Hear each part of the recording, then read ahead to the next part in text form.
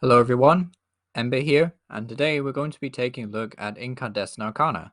The entire set was revealed, and for those of you who are just unfamiliar, this will join Paradigm Trigger, which will be releasing in October in Japan, to form our set list Silver Tempest in November, which will be our last Sword and Shield set before we move on to the, whatever Scarlet and Violet decide to call their base set. Probably just Scarlet and Violet, to be fair, over in January. So this will be one of two Japanese sets, and then of course any cards that were cut from Lost Origin will join as well. My guess is there'll be this like massive catch-up set for Silver Tempest, so anything that's been removed from Lost Origin will definitely make it into this one, but unfortunately right now we can't say for sure. So just going into some set details very quickly, Silver Tempest will be comprised of Lugia Vstar, Unknown Vstar, Regidrago Vstar, and Regileki Vmax, as well as Alolan Vulpix Vstar, Serprior Vstar, and then the three Radiant Pokemon, Jirachi, Tsreena, and Alakazam. Now, we do have Alolan Vulpix, Serprior, and the Radiant Pokemon today, and then we're assuming that Paradigm Trigger will, of course, reveal Lugia, Unknown, Regidrago, and Regileki. So, without further ado, if we just scroll down to the translations here, and we should be able to... Oh, it's too far. Right, there we go. So kicking things off, we have a Scyther that can disrupt Splash Energy, but really it's just there to evolve. There's yet another Yamegaline. I think it's about the third or fourth one in Sword and Shield, which is a bit of a rip, because I know there's a lot of Pokemon that haven't had a card yet in Sword and Shield era, so that's a bit silly, really. But Yamega, pretty bland card, really, not doing anything particularly great. Carnivine has some great artwork, which do appreciate, but unfortunately its stats are very underwhelming. Serprior V is a grass type Pokemon, so we can have access to cards like Gardenia, but main stats very underwhelming. And then the Serprior Vstar happens to be a fair bit better than most of the grass Pokemon V-Stars I think we have. Out of like Shaman, I think it's Lilligant and Leafeon, I would say Serprior is definitely one of the best, potentially the best. I know it's a fairly low bar to set, but just looking at Serprior, has 270, so already a bit bulkier than Shaman and Lilligant. Has the attack Royal Tornado, that for a grass and a double turbo energy does 190 damage, and then we can move any amount of energy from your Pokemon to your other Pokemon in any way you like. And then Coiling Star does 60 damage for each energy attached to this Pokemon. So in order for Coiling Star to do more damage than Royal Tornado, we will of course need 4 attachments. However, I think this is like just a pretty fine V-Star power. What I would say about Serprior is that it seems like a very nice grass type attacker to have if partnered up with like Arceus, for example. So if there's ever a dark deck released in the future that happens to be extremely good, weak to grass, all the rest of it, then an Arceus Serprior variant could pop up that's, very strong. And of course, Royal Tornado just allows you to conserve energy, so you're not going to be like worried about losing 3 energy every time this Serprior gets knocked out effectively. So not so much a Gardenia partner, but more of a Arceus partner is what I'm trying to say here. So overall, not a bad card. Also has Free Retreat, which is nice to see. There is a Petal Lilligant line, again boasting very cool artwork. Lilligant does have a free attack, which is always nice to see, allowing you to search your deck for up to 2 grass energy attached to your bench to Pokemon any way you like. Personally, not a fan of this attack. It's a stage 1, so seems a little bit clunky when we have better options. Radiant Tsreena is one of the 3 Radiant Pokemon from this set. Has 140 HP, so a little bit tankier than some of the other ones. And has the ability Elegant Treatment. It says once during your turn, you may heal 20 damage from each of your Pokemon. I am glad that this is not like just grass exclusive and it is just heal 20 from all of your Pokemon. However, this feels just very underwhelming, honestly, compared to a lot of the other V-Stars like Greninja, Charizard, which is an amazing tech card if you can be bothered to put in like Fire and Jibama Basin into your deck. And then of course Radiant Hawlucha is just great against Ice Rider and Mew. So I would definitely say Radiant Tsreena is on the weaker end, and then the attack is nothing to write home about. So a bit unfortunate, but it's what it is, sadly. Zarude isn't really doing anything. Zarude doing anything? No, Zarude's pretty bad. Calyrex has the Attack King's Command for 2 colors, so maybe a Twin Energy or a Double Turbo. does 30 damage, but allows you to search your deck for up to 2 cards and put them into your hand.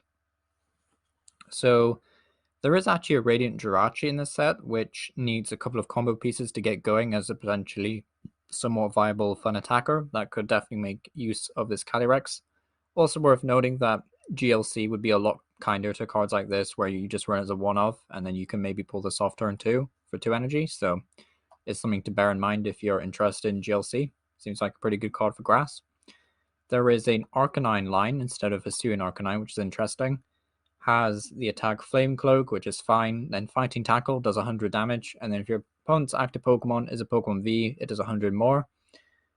Outside of very few niche engines like Mirage Gate and Basin, this is like just too difficult to power up, sadly, without stuff like Welder in the format. So, but unfortunate for Arcanine. There is an Entei that is just garbage, really. If it has any Fire Energy, it has free retreat. That's cool. But Claw Slash only does 90 for 3. There's already a Moltres combo with Basin in the format that's just much better than this. So, yeah, very unfortunate for Entei fans. Reshiram V is also pretty bad, actually. Gleaming Wings is a really cool attack, allowing you to search your deck for 2 basic energy, attach them to your Pokemon. However, White Blaze isn't anything to write home about. There's also not going to be a Reshiram Vstar in this set.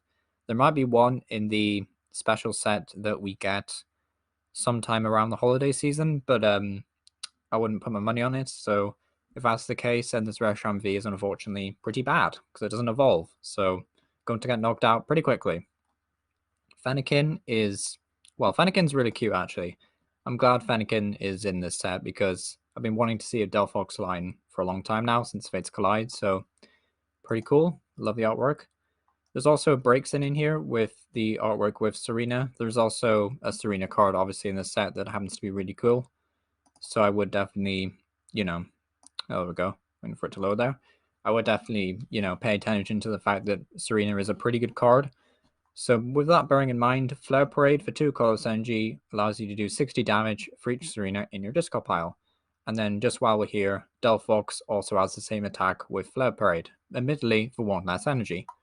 So really interesting attacker in that it's a sort of superior stage 1 to the stage 2 kind of scenario. So you probably want to run like a 4-4 split of Fennekin breaks in and then 2 Delphox. But yeah, 60 damage for each supporter. We've seen this kind of effect before with Leonzard. I'd say the difference here is that you're obviously a stage 1, needing 2 colorless that can be paid for with either a double turbo or 20 energy.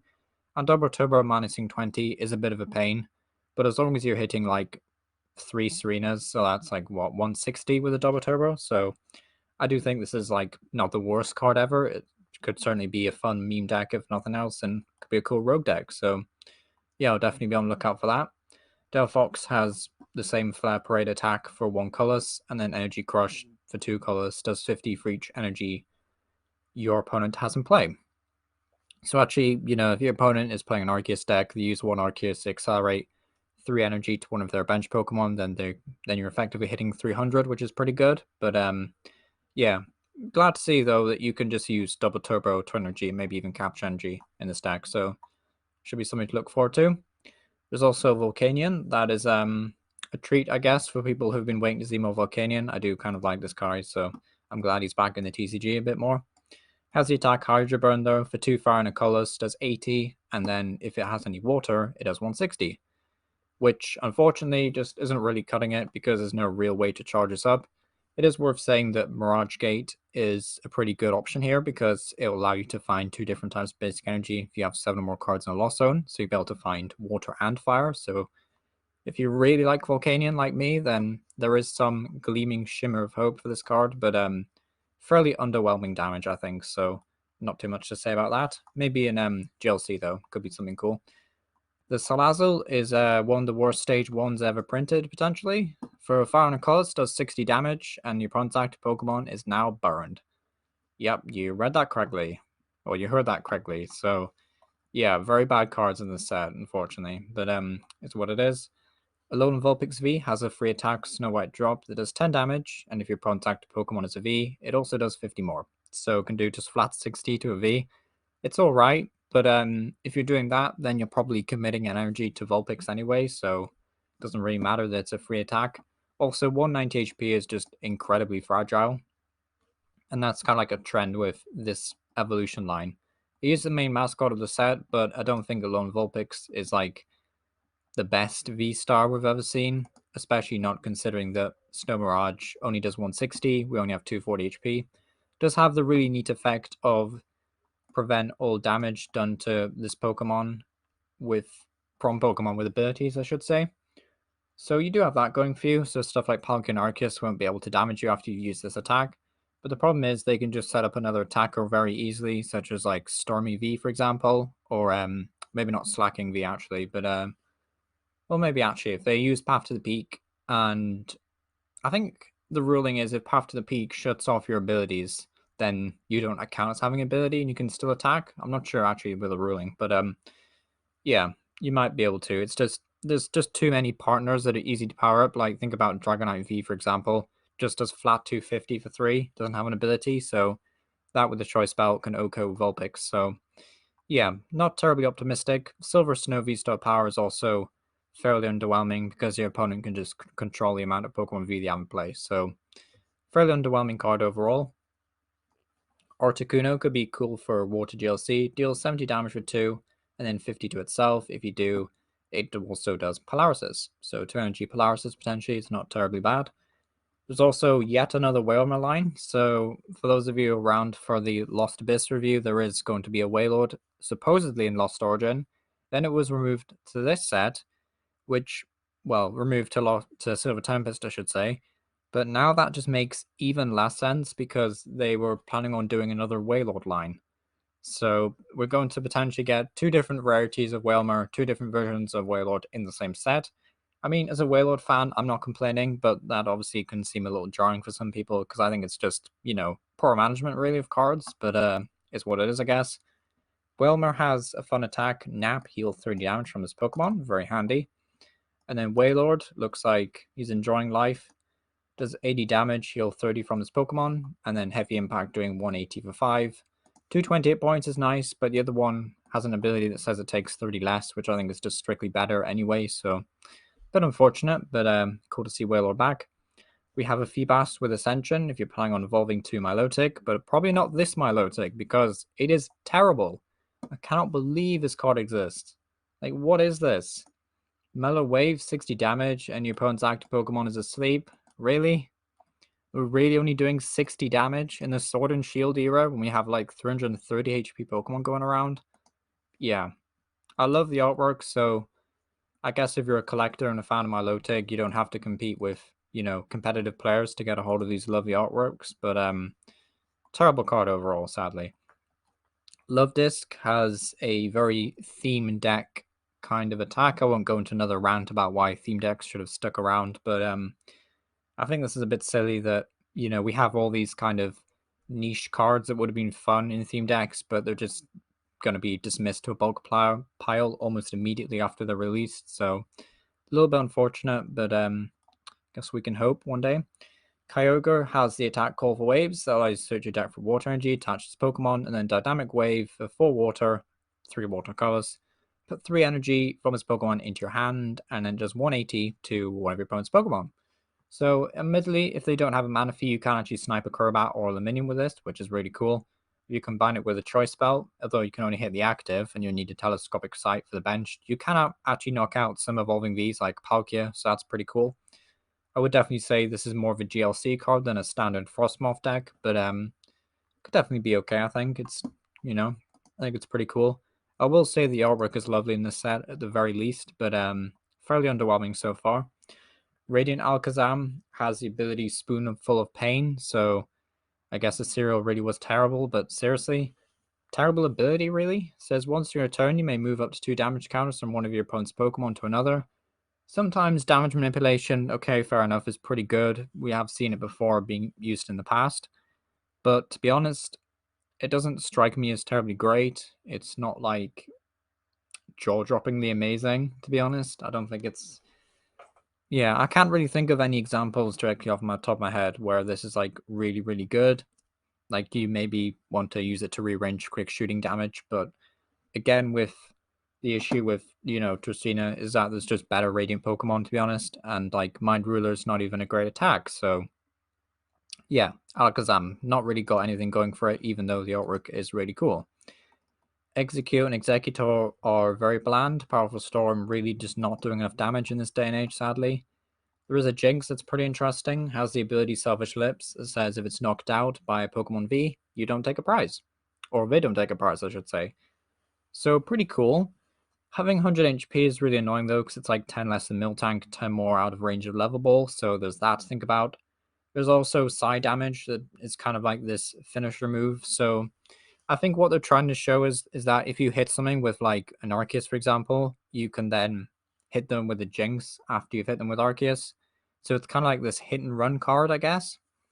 So in theory, if you want to try like a Crobat hit and run deck, then this is another piece for it. But I personally don't think it's doing enough for just, on its own, basically. And you'll definitely run out of Jinx and special energy before you can get off any meaningful damage. So a quad deck is kind of out of the picture, unfortunately. But yeah, it's an interesting effect. Like, it is an interesting card, but sadly I don't think it's really doing enough. Mewtwo has Side Pump, allowing you to accelerate basic energy, so I definitely think this is a GLC card, of course, but Limit Break can be paired in like Shadow Rider, for example, or the Mirage Gate box, because it's just like a nice one prizer that Shadow Rider really wants to have. It does have Articuno, but Articuno only does 120. Admittedly, it's a sniping move, but it is nice to have this one prize option that can just do 180 and essentially say to the opponent that, if you don't knock out this Mewtwo, I'm just going to hit you for 180 again. So I do appreciate that, and so a lot of Shadow Rider players would be glad to see that Mewtwo, hopefully. There is yet another Ralts line, but it's not particularly great. Like, it's not particularly great. The Curlier allows you to, once your turn, discard a card, draw 2 cards. Seen it before. We have like Cincino, we have forget the name of the other one. I think it's Lipard. Yeah, Lipard. So we do have like several options already existing in standard for this. However, when Cincino inevitably rotates in January, we will lack that kind of trade draw engine. So if you're running level balls, then this will be like the best alternative, I guess. Unfortunately, the Gardevoir is not a strict upgrade, and it's just once in your turn you may discard a card and draw 2, rather than discard a card, draw 3. So Gardevoir very underwhelming, to be honest. Then there's Mawhile V, who is just pretty bad. It's not going to bother with Mawhile V. Sorry guys, it's just pretty bad. Mawhile Vstar has a first impression move that can do 180, I believe, for 2 colors, which is not too shabby. It's like one of these cards, I think, that's going to be yet another piece for this weird Arceus SWH Pika Vmax deck that won Worlds. It's kind of like if Urshifu ever becomes popular, and it really did actually make a really good showing at Worlds. I think it came like second in seniors, so if Urshifu ever like rises in the Masters division and whatnot, so yeah, this could be a really nice option for Arceus. So I guess it's that to consider. There is a Esper line, which is pretty mundane. However, I guess GLC yet again will appreciate this because it's just a way of finding supporters consistently. So I guess GLC has that to look forward to. There's a Tapu Lele that does 20 for each energy attached to both active Pokemon. You guessed it, that's pretty bad. We've seen this before. It doesn't really do anything in standard, sadly. Scizor is just pretty bad. Like, needing 3 colors just to do 160 to a basic. So as soon as they evolve, you're only doing 80. It's like, yeah, you're not even knocking out evolving Vs. So unfortunately, pretty bad Scizor. Radiant Jirachi is at least a little bit better. Has the amazing ability Pass a Wish. It says if it's knocked out, you can search your deck for any 3 cards, which is like, wow, that's really good. And has the attack rather, Stellar Doom, that for 2 colors allows you to flip 2 coins at both their heads. The opponent's active Pokemon is knocked out. So how I would, I should say, imagine a Radiant Jirachi deck is you kind of just loop these around with double turbo and twin energy. So like one Radiant Jirachi goes down, you promote, I don't know, like a free retreat Pokemon or a Deontay with Barrel with Air Balloon, doesn't really matter what, or even like a Mew actually would be pretty good.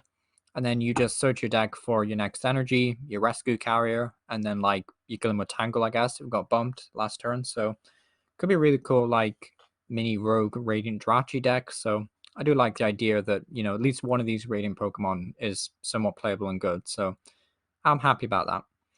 The Clink Clang line, I always have trouble pronouncing these guys. Clink, Clang, and Clink Clang is unfortunately just pretty bad. However, Triple Gear is a pretty cool ability that allows you to search your deck for 3 basic energy, tap into your Pokemon any way you like.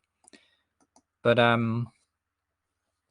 not much else to say about it, really. It's just kind of like one of these abilities that would be so much better if it was on a stage 1, but of course that would be almost too good, I guess. So they have to put it on a stage 2, but then once you get to a stage 2 territory, it just becomes way too clunky and expensive because you have to fit in so many Pokemon to your deck. But again, something for GLC, if you're noticing a theme here. So yeah, maybe GLC could see some life. A 70 HP Ponyard. So if you're one of these people who really likes the Bisharp from Astral Radiance or Brilliant Stars, I think it is, then they will appreciate the 70 HP Ponyard that will survive rotation. Cool, I guess. But really not much else to say because the Bisharp is absolutely terrible, doing 70 damage with 2 energy. I'm not sure how they forgot about this, but there's literally a Pharaoh in Darkness Ablaze that does 70 damage for 1 colorless energy. So all of these like pointless stage 1s that they release that do 70 or 90 damage even for 2 or 3 energy are just worse than a Pharaoh that has free retreat and can use powerful colorless energy to do 90 for 1. So I really don't, yeah, I really just don't get the design philosophy going on Pokemon right now, but hopefully improve someday. Hopefully, I guess. We have a Zacian Zamazenta here, in a rare case where the Zamazenta is actually better than the Zacian. Yeah, you heard that correctly. Battle Legion does 20 and then 10 more for each of your bench Pokemon. So like the most you're ever doing is 70 damage, which is yeah, it's pretty bad. Even with like Ludicolo, you can only reach 170, so pretty bad Zacian card, but the Zamazenta is pretty good. It has the ability Metal Shield. It says if Pokemon has any energy attached to it, it takes 30 less damage from attacks. It's pretty good because you have 130 HP and you can combine it with a big charm or cape of toughness to get even more. So that's always nice to have.